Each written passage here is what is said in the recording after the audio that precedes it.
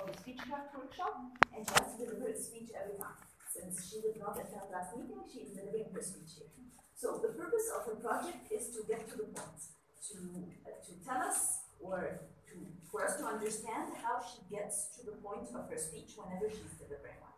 So I'm doing the evaluation based on this part, as well as other aspects of her speech, such as organization and body language, and I will give information, or I will give her feedback about the positives and the things she can do to improve her presentation.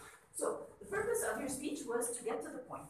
I felt that you were able to do that quite well. We understood, we could tell as an audience that the purpose of your speech was to define friendship and to tell us about what a good friend, who a good friend is and what a good friend does. And I believe that you did that quite well. So this one is perfectly done. Congratulations. About the speech organization, I could tell that you had a beginning, you had a body, and you had a conclusion, which is also a strong point because you're supposed to do that. We as an audience are supposed to understand when you start that there is an introduction, and then you start moving to the body, and then move out with and finish with a conclusion. So I could tell that this also was there.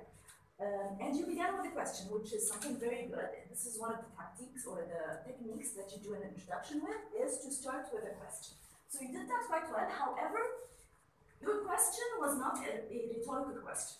A rhetorical question is a question that does not need an answer. We all know the answer to this one. Since your question actually needed an answer, you actually needed to give us a bit of time to answer, to think about it, and to give you answers. So take care about this part. Question, very good idea, but if you're asking a question that you're expecting an answer to, give people time to answer. If you're not, then just a rhetorical question that does not really need an answer, so you don't have to wait for an answer.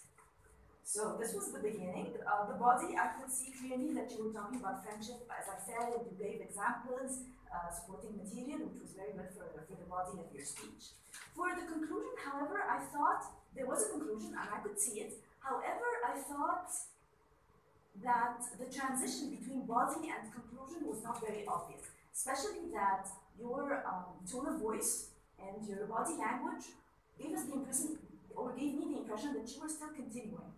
So it is important to do that, to transition, to say something maybe like finally, or to say something like, to summarize what I said this and that, so that people would really know that we're coming to an end. This is one of the techniques to end the speech. Also,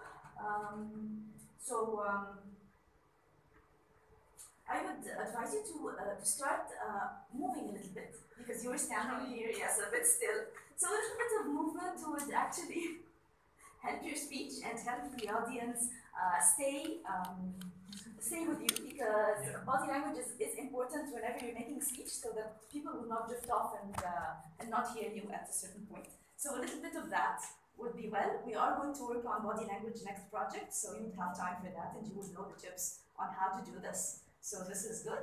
Otherwise, congratulations for finishing this speech. I look forward to your next ones.